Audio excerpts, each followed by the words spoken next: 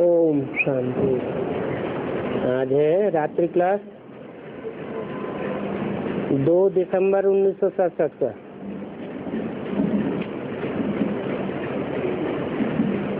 जब भी किसी को समझाते हैं तो ये समझाना है कि भक्ति मार्ग दुब्बण है।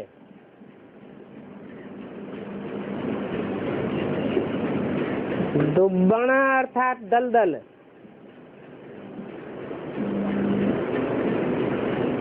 दलदल में से जितना ही निकलने की कोशिश करते हैं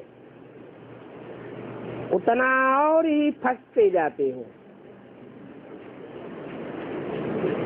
ये भक्ति मार्ग का कितना हंगामा है।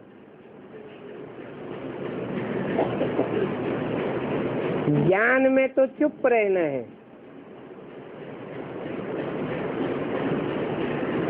अपन को आत्मा समझ बाप को याद करना है। कर्म करते भी अपने को आत्मा समझ और अपने धाम को याद करना है। अंत में आत्मा और आत्मा के धाम के सिवाय और कोई याद न रहे।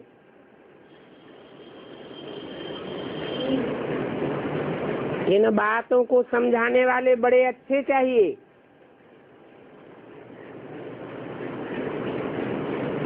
समझाने वाले खुद कच्चे होंगे।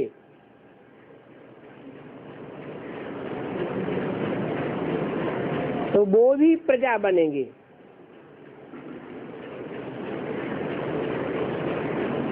आत्मिक स्थिति पक्की चाहिए।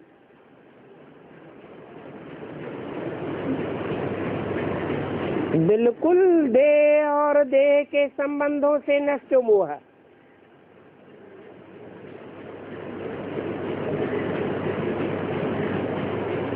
पक्के होंगे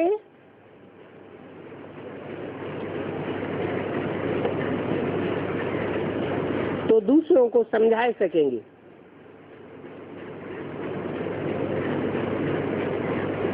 अनुभव सब बच्चों ने सुनाया।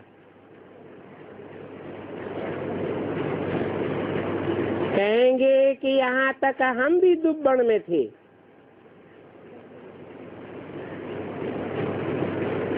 बाकी चोटी जाकर बची। अभी तुमको तो ब्राह्मण बन सबको दुब्बण से निकालना है।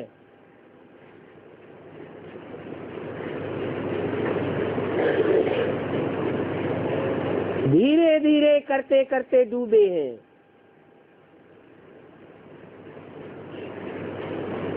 और निकालना तो झट हो जाता है।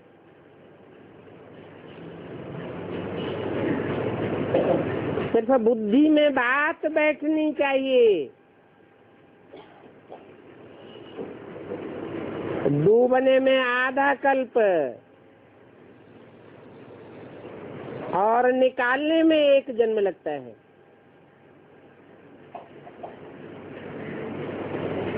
बच्चे समझते हैं कितना सहज निकलना होता है, परंतु फिर भी टाइम लगता है।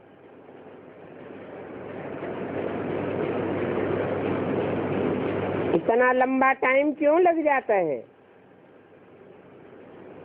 लगना चाहिए 1 सेकंड।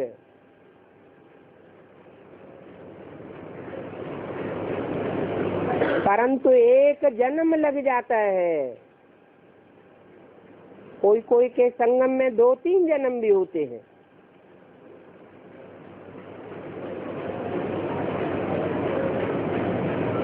परंतु निश्चय बुद्धि विजयते नहीं बन पाते।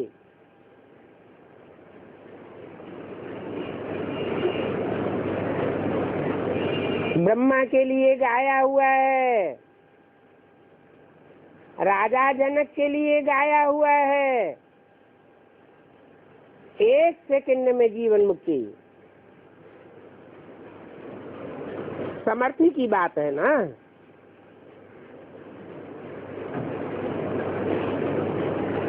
इन बातों में डरना और मुझना नहीं चाहिए। बहुत सहनशील बनना चाहिए।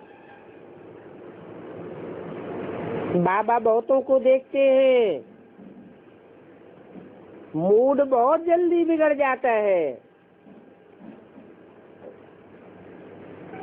ऐसे मूड बिगाड़ने की आदत वाले कभी सुधरते नहीं है। थोड़ी थोड़ी बात पर फंक हो जाते हैं।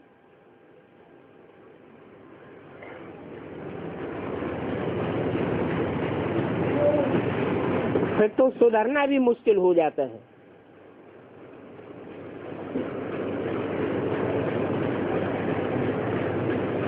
फिर कम पद पाए लेते हैं।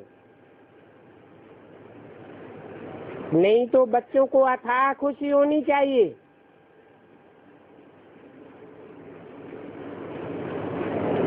घड़ी घड़ी मूड ऑफ नहीं होना चाहिए।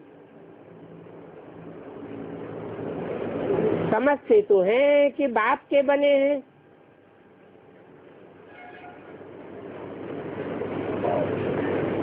जिस बाप के बने हैं वो हमारा टीचर भी है और गुरु भी है। तीनों की मदद से हमको पार जाना है।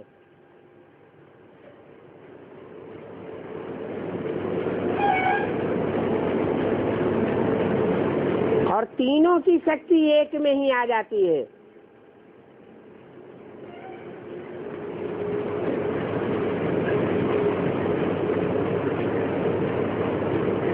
उसे एक को पहचानना चाहिए, निश्चय बुद्धि बनना चाहिए।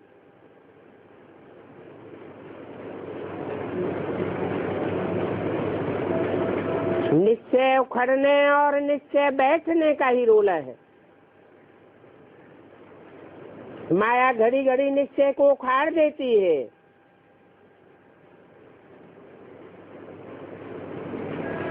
तुम जानते हो बेहद की राजधानी स्थापन हो रही है।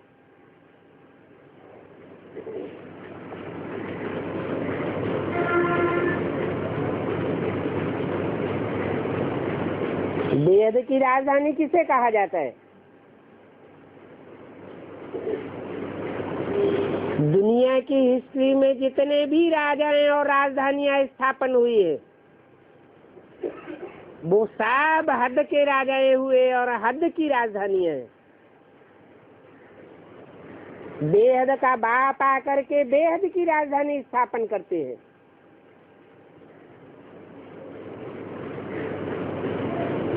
उस बेहद की राजधानी में नंबरवार पद है।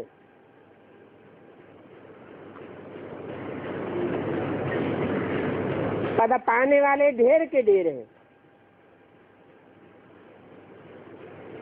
तो पद के लिए पुरुषार्थ करना चाहिए।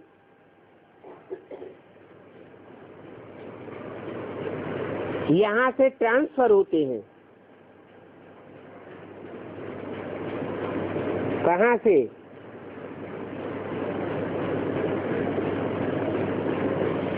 बेसिक नॉलेज से ट्रांसफर होते हैं। एडवांस पढ़ाई में जाते हैं, फिर वहां से भी ट्रांसफर होते हैं। ये ट्रांसफर होने की खुशी बहुत चाहिए।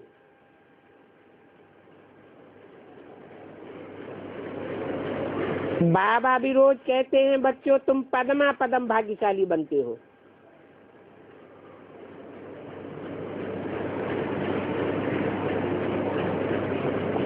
तुम्हारी कमाई बहुत ऊंची है। इनके लिए नहीं कहते कि ये पदमा पदम भाग्यशाली बनते हैं। इनके फॉलोअर्स के लिए भी नहीं कहते, तुम्हारे लिए कहते हैं कि तुम पदमा पदम भाग्यशाली बनते हो। ऊंच से ऊंच भगवान और ऊंच से ऊंच शिव बाबा को तुमने पहचाना है। ऊंच से ऊंच सौदागर है। इसलिए प्रदर्शनी में भी पहले पहले ये बताओ कि बाबा कहते हैं मुझे याद करो। इस याद से ही तुम पवित्र वन वर्षा पाए लेंगे।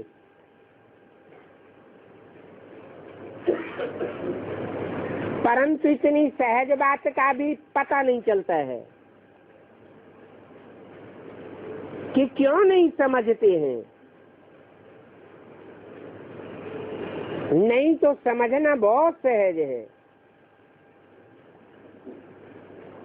बेहद का बाबा बेहद का वर्षा देंगे।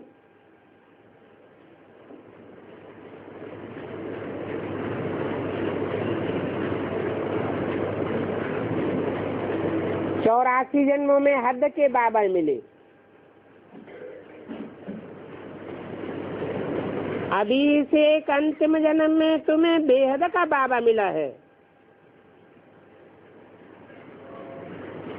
उससे बेहद का वर्षा मिलता है। बेहद की राजधानी का वर्षा है और ब्रह्मांड भी बेहद का है।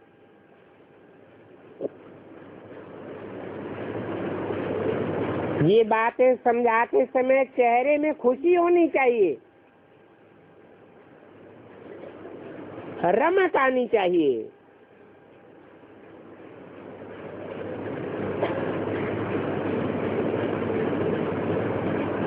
बाप जो ज्ञान सुनाते हैं, बाप अच्छी रीति जानते हैं।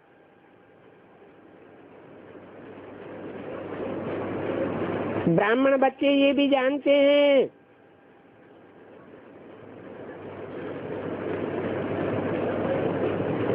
कि ज्ञान सुनाना तो सहज है। ज्ञान सुनाने में बहुत तीखे होते हैं।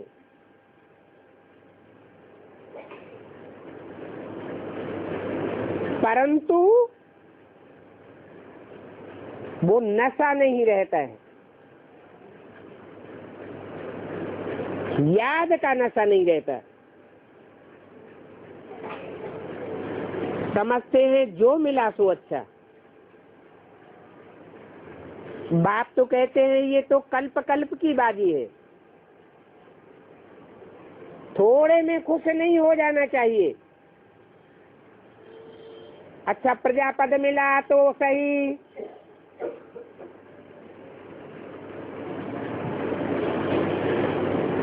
बच्चे जो खुशी में रहते हैं उनको प्राप्ति भी बहुत होती है। खुशी संगम युग का खजाना है। याद में रहने से खुशी बढ़ती है। औरों की सेवा करने का मेवा खुशी मिलती है। ये खुशी का खजाना गंवाना नहीं चाहिए। कलकत्ते में भी अच्छे अच्छे बच्चे हैं।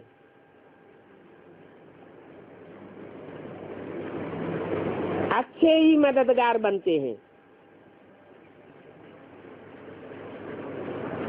बच्चे उल्लास में रहते हैं तो अपन को मददगार समझते हैं। मददगार बच्चे जाने कि हम क्या करते हैं।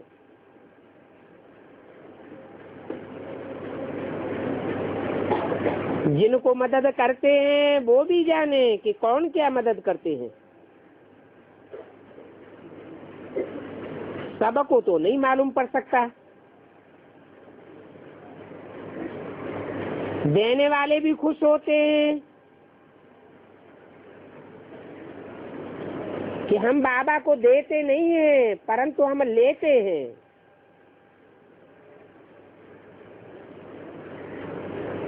सर्विस में बिजी रहने से खुशी रहती है। सर्विस का समाचार बाबा को देते तो है ना। जहाँ कम सर्विस इतना लाभ नहीं निकलता है तो समझाया जाता है कि ऐसे ऐसे करो। ये कोई छोटी दुकान नहीं है।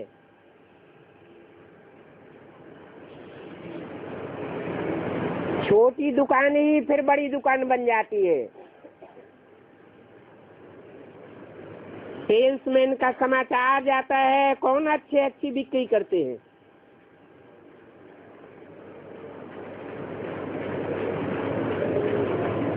पहले जो दुकान में करते हैं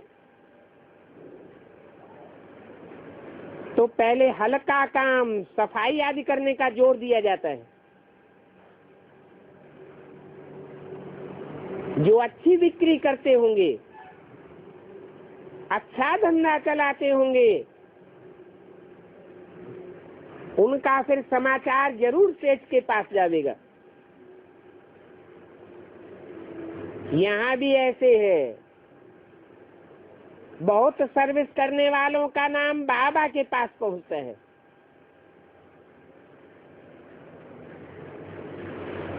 ये तो रूहानी मिलिट्री है।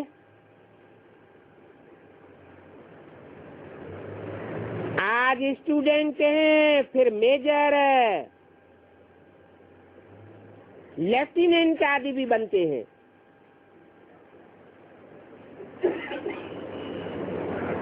कोई मार्शल भी बन जाएंगे।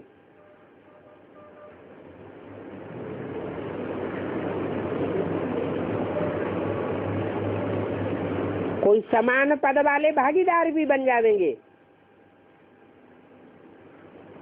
सेठ बनेंगे ना।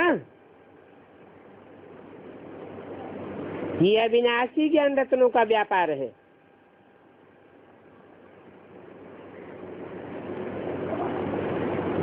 इस व्यापार में जितनी कमाई है, इतनी कमाई और किसी धंधे में नहीं हो सकती।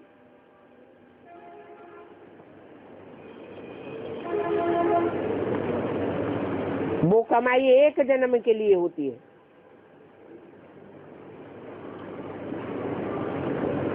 कितना भी कमावे, अपने काम तो एक जन्म ही आवेगा। बाकी तो पोत्रे परपोत्रे भले खाते रहे। और ये कमाई ऐसी है, जन्म जन्मांतर काम आती है।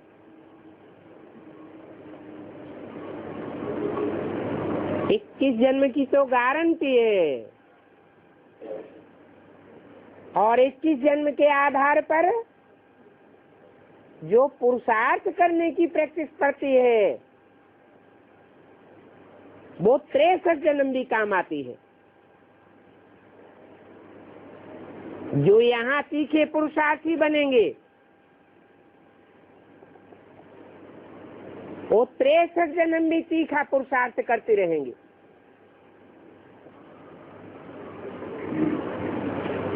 कोई तो एक जन्म में ही गैलअप करके सिपाही से सम्राट बन जाते हैं। इतनी तीखी पुरुषार्थ की गति होती है।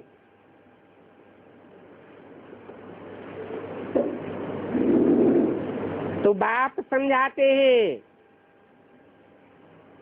इस पढ़ाई में बहुत गैलअप कर सकते हैं।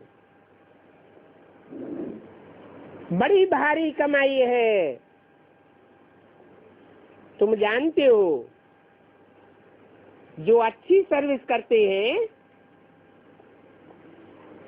उनकी कमाई भी वैसे अच्छी होती है। सर्विस करने वाले को बाप बहुत प्यार करते हैं। सबसे बच्चों को ही बाप याद करेंगे। जो कुछ भी नहीं करते हैं उनका तो नाम भी दिल पर नहीं रहता।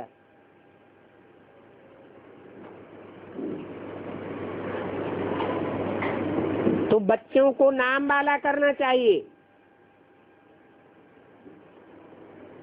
चारों ओर हैंड्स की डिमांड बहुत है,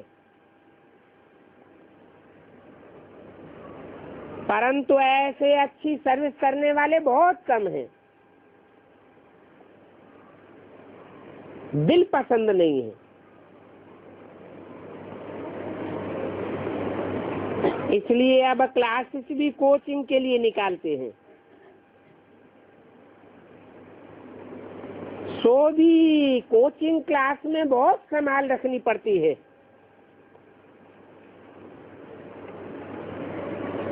आज की दुनिया में गुंडेबाजी कितनी है। यहाँ भी ब्रह्मा कुमारियों के पीछे कीचक लग जाते हैं। अच्छे अच्छे बच्चों की बहुत संभाल चाहिए।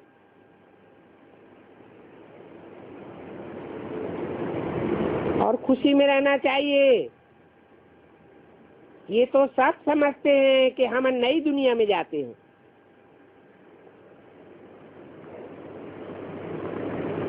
दुनिया बदलती है तो बच्चों को मालूम पड़ता है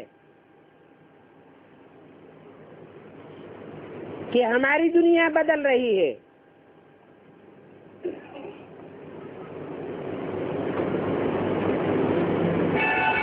दुनिया तो बदलती है,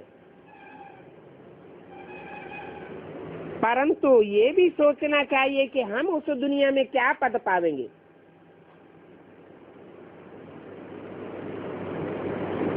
ऊंच पद के लिए यहाँ कोशिश कराई जाती है।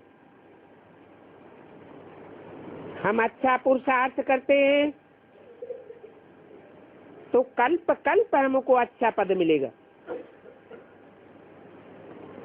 ये बात सब बच्चे समझते हैं कि नई दुनिया में भी नंबरवार पुरुषार्थ अनुसार पद मिलता है।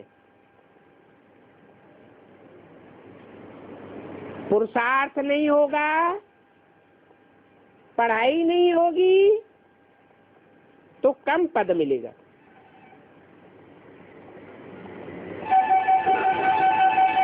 समझ में तो आता है कि सतयुग में रावण संप्रदाय तो होगा नहीं। ये तो कलयुग की दुनिया में रावण संप्रदाय है। तो एग्जाम में भी कहीं कहीं ऐसा होता है कि नकल करने वाले आगे बढ़ जाते हैं, रिश्वत देने वाले आगे बढ़ जाते हैं।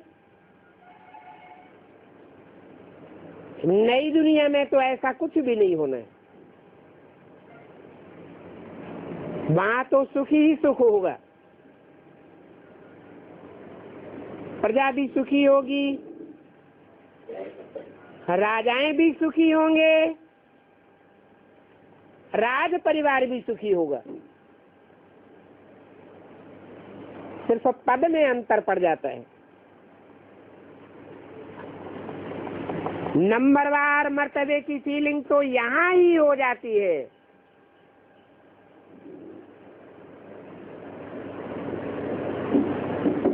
पांच 12 सरस्वती वाणी का दूसरा पेज। सब बच्चों को फीलिंग आवेगी कि नई दुनिया रूपी संगठन में हमारा क्या पद बनने वाला है।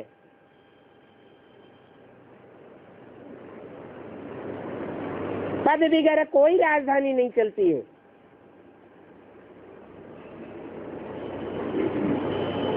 जिनको ऊंच मर्तबा मिलता है उनको खुशी उमंग उत्साह बढ़ता जाता है।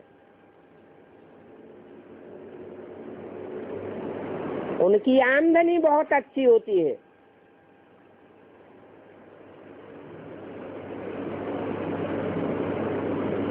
तो हर बात में होशियारी रखना बहुत अच्छी बात है। फीलिंग तो रहती है ना।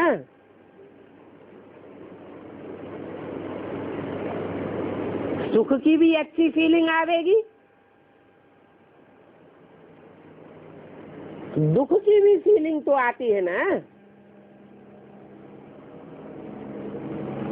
बाप तो कहेंगे पुरुषार्थ करो, ऊंच पद पाओ, तो जरूर खुशी की फीलिंग रहेगी। यहाँ संगम युग में खुशी की फीलिंग जन्म जन्मांतर की प्राप्ति कराती है। बाकी ये ड्रामा तो पहले से ही बना हुआ है। इसके लिए कहते हैं बनी बनाई बन रही, अब कछु बननी न है। बाप कहते हैं तुमको ज्ञान का तीसरा नेत्र दिया है याद करने के लिए। अपनी जांच करो, घड़ी घड़ी जांच करते रहो कि हमारा बुद्धियोग बाप के साथ है, बुद्धियोग बाप के साथ कितना रहता है, और देह के संबंधियों और देह के पदार्थों के साथ बुद्धियोग कितना रहता है।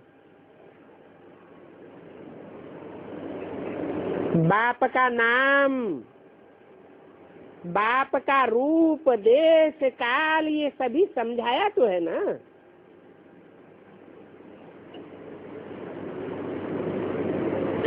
समझ को तीसरा नेत्र कहा जाता है।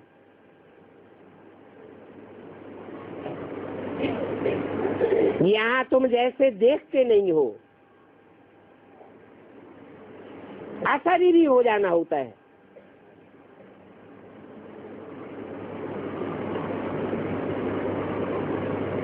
बल बाबा की तरफ देखते हो, परंतु याद करना जरूर है बाप को कि बाप अलग है, बाबा अलग है।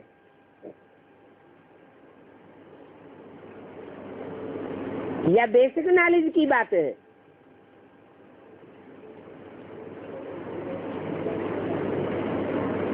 बेसिक नॉलेज के लिए बूढ़े को बाबा कहा गया है। ब्रह्मा बाबा बूढ़े थे, बल बाबा सामने था, परंतु बुद्धि में रहना चाहिए कि हमें बाप को याद करना है। बाप भी तुम बच्चों को देखते हैं, बाप की याद को भूलना नहीं है। और बाप ऊंच पद पाने के लिए समझाते हैं।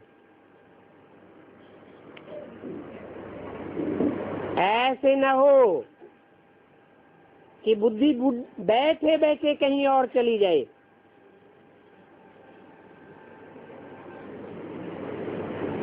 और ये अभ्यास पक्का होता रहे बुद्धि के भटकने का।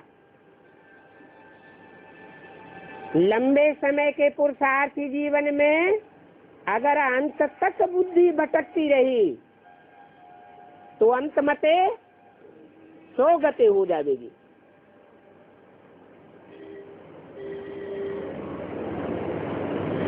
इसके लिए अपन को पक्का पक्का आत्मा समझो। अमृत वेले पक्का फाउंडेशन डालना चाहिए। उस डायरेक्शन पर कम चलते हैं।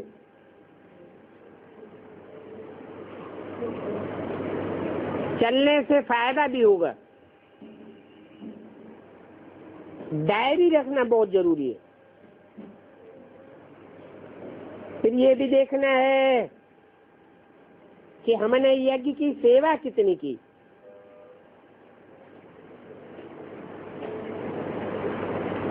हिसाब निकालेंगे तो आप ही लज्जा आवेगी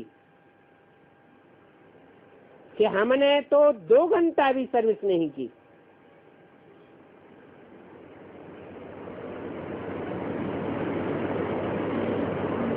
जैसे वो गवर्नमेंट होती है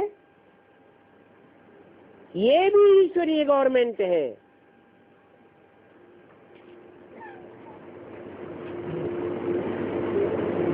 उस गवर्नमेंट की कोई 8 घंटा सर्विस करते हैं।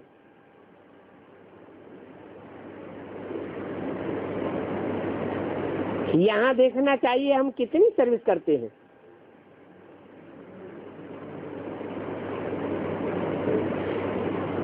पोता में लिखते रहेंगे तो बुद्धि में आवेगा।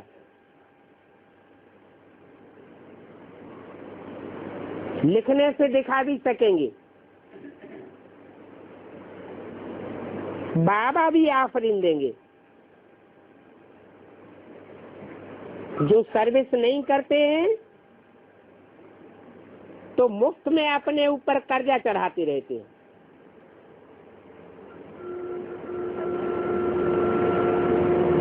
उनका फिर पद बहुत कम हो जाता है। फिर वो कर्जा भरना पड़ता है।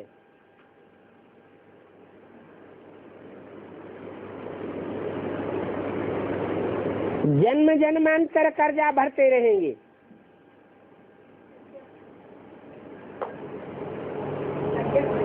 नीच कर्जा मना लोन लिया जाता है ना, तो लोन देना पड़ता है।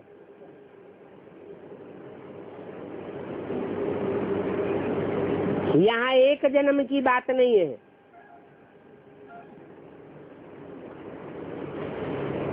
जो लोन लेते हैं उसके ऊपर ब्याज के ऊपर ब्याज, ब्याज के ऊपर ब्याज भी चढ़ता जाता है।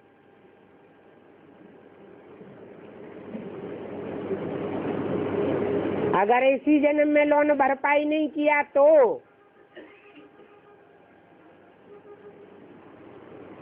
ऐसे कर्जा चढ़ाने वालों का पद बहुत नीचा हो जाता है।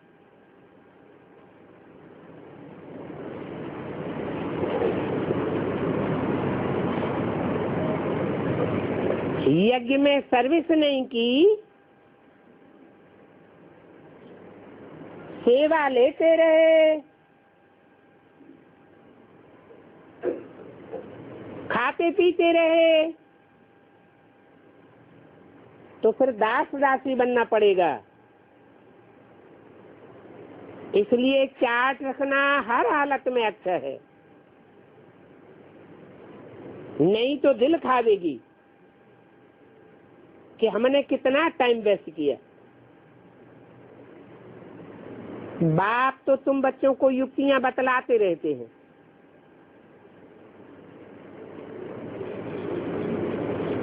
अभी टाइम वेस्ट नहीं करना चाहिए। बाप को बच्चों के लिए रात दिन ख्यालात चलता रहता है।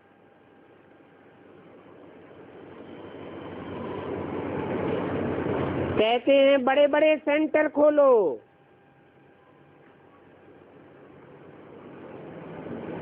छोटे छोटे नहीं।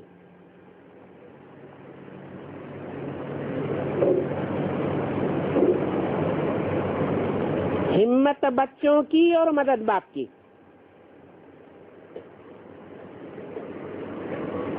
इस यज्ञ का नाम ही है राजस्वमेघ।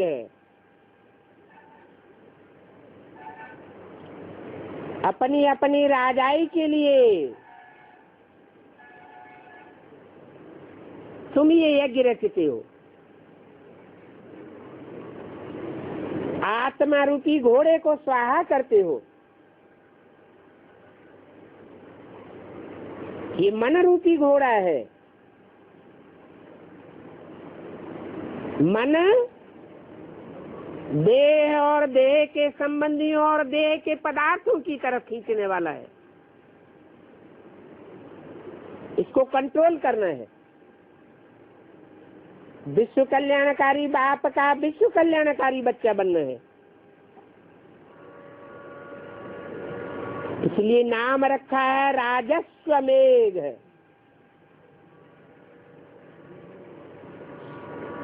मेध माना स्वाहा करना। इस मन को स्वाहा करना है। मन को अमन बनाना है, तब अमन चैन की दुनिया में उच्च पद पावेंगे। सर्विस का शौक तो सबको होना चाहिए। जो बहुत सर्विस करेंगे आगे चल के देखेंगे उनका नाम बहुत बाला हो जाएगा।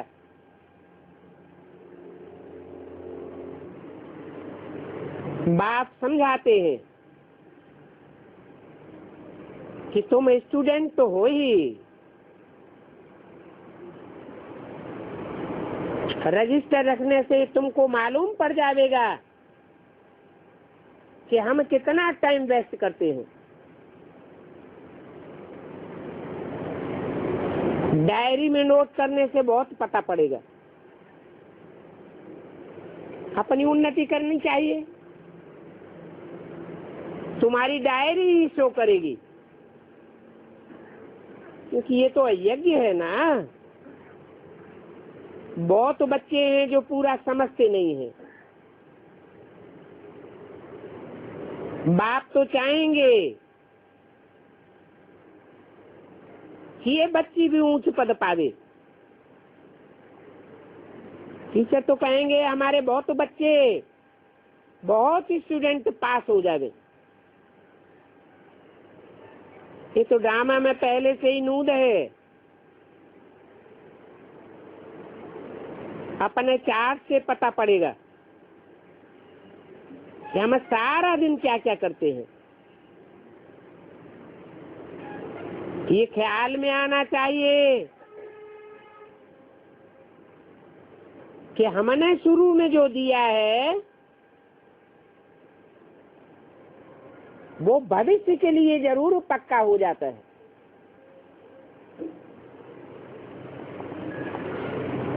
जैसे खेती करते हैं, मौसम के आदि में ही जो बीज बोया जाता है वो बहुत फल देता है।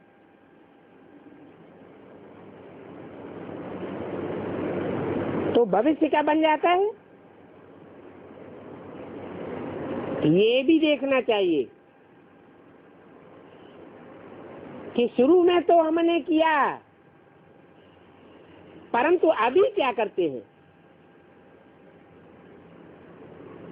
क्योंकि जो दिया है शुरू में वो खाते भी तो रहते हैं ना।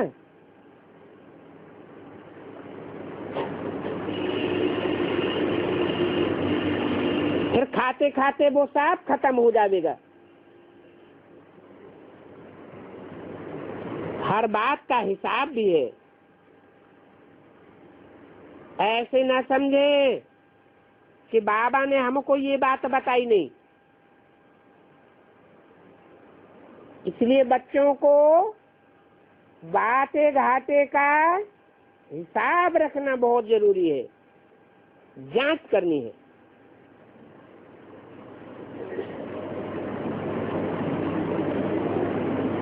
यहाँ तो बाप तुम बच्चों को बैठ सुनाते हैं। पहले पहले तो नजदीक में ये सुनते हैं,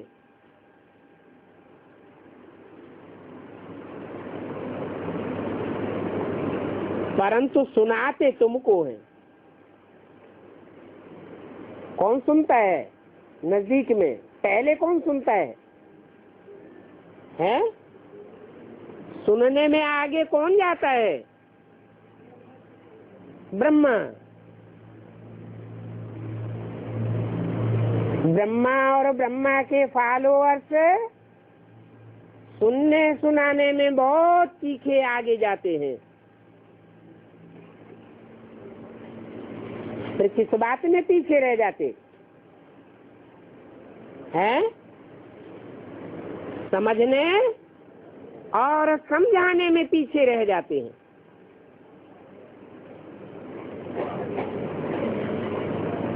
बाप तुमको सुनाते हैं। क्यों? ब्रह्मा को और ब्रह्मा के फॉलोअर्स को नहीं सुनाते।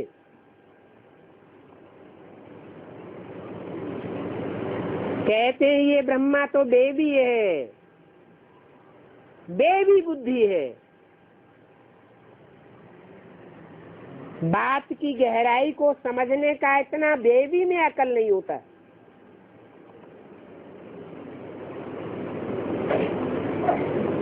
तुम बच्चे बुद्धिमान बाप के बुद्धिमान बच्चे हो।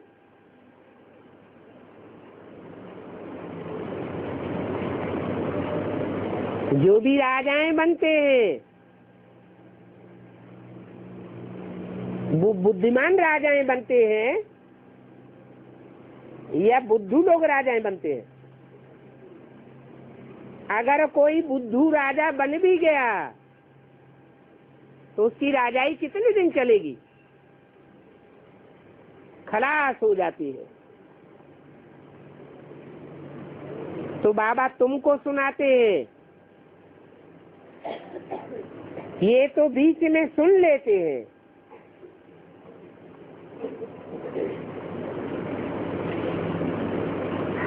ये सिर्फ सुनते हैं।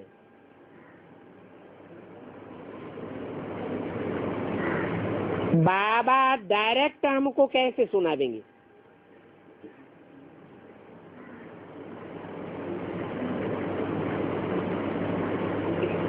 तुमको सुना देंगे तो हम भी सुनेंगे। ये किसने बोला?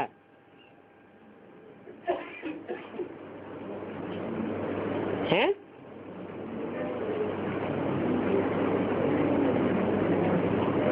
बाबा डायरेक्ट हमको कैसे सुनावेंगे?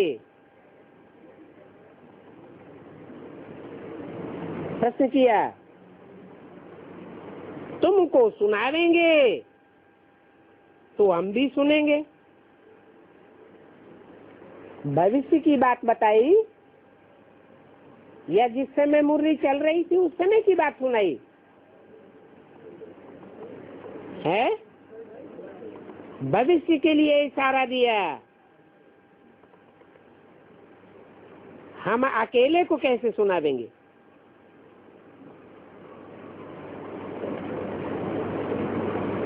दूसरे को सुना दें तो हम भी सुने ना।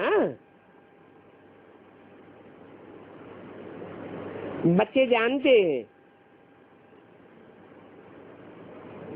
कि दिन प्रतिदिन भक्ति वृद्धि को पाती रहती है।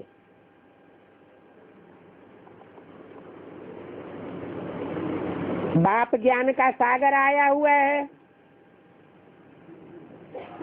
तो ज्ञान वृद्धि को पाना चाहिए या भक्ति वृद्धि को पानी चाहिए?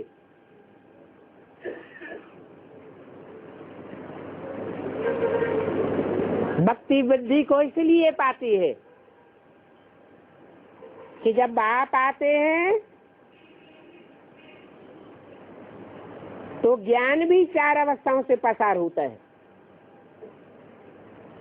सतो प्रधान, सतो सामान्य, रजो और तमो। सतो प्रधान स्थिति में जो भी बच्चे शुरुआत में ज्ञान सुनते हैं बहुत उमंग उत्साह रहता है, क्योंकि बाप छोटे बच्चों को उंगली पकड़ करके चलाते हैं, इसलिए सात्विक स्टेज रहती है।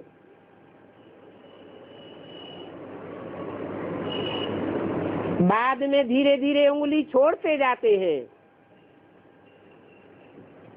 और बच्चे आपस में एक दूसरे के साथ हिलकते जाते हैं। होते होते बाप से कनेक्शन कट होता जाता है।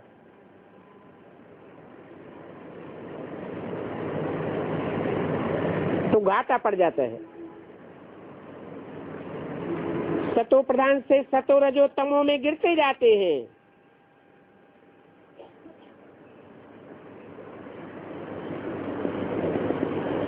बुद्धियोग अनेकों की तरफ लग जाने से व्यभिचारी बन जाते हैं। यहाँ संगम युग में होती है याद, और भक्ति मार्ग में याद नहीं करते हैं। क्या करते हैं? भक्ति करते हैं।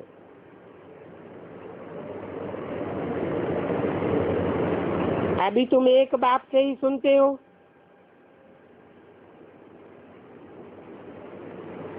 ये है व्यभिचारी याद।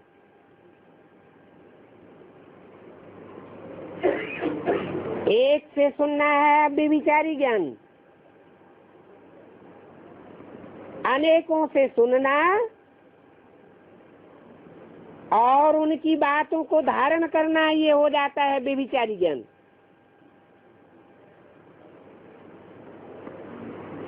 बाप तो आत्माओं को समझाते हैं,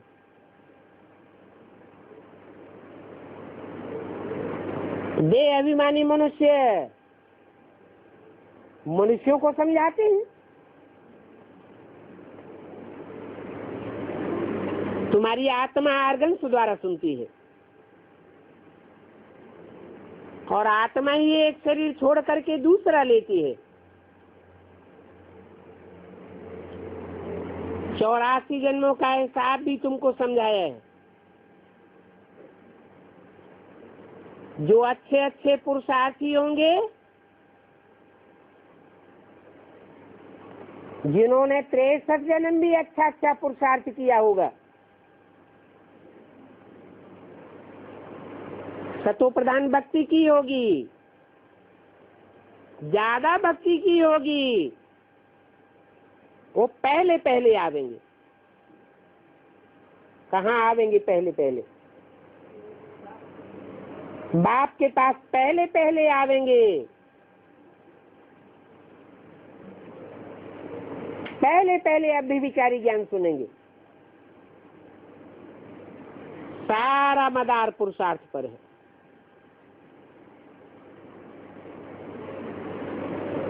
अच्छे अच्छे पुरुषार्थी पुरुषार्थ करके अच्छे जादूगर बनेंगे। नर से नारायण और नारी से लक्ष्मी। जानते तो हो कि वर्षा तो लौकिक बाप से भी मिलता है और पारलौकिक बाप से भी वर्षा मिलता है। अलौकिक बाप से वर्षा नहीं मिलता।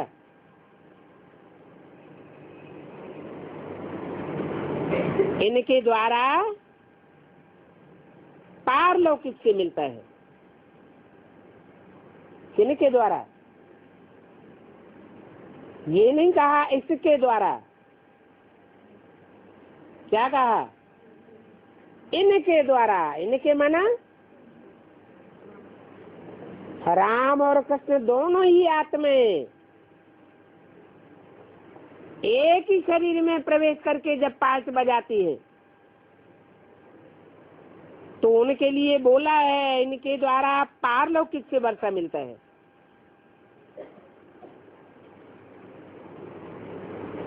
ये पारलौकिक बाप से वर्षा प्राप्त करना ये बड़ा भारी पुरुषार्थ है। अच्छा, ओम शांति।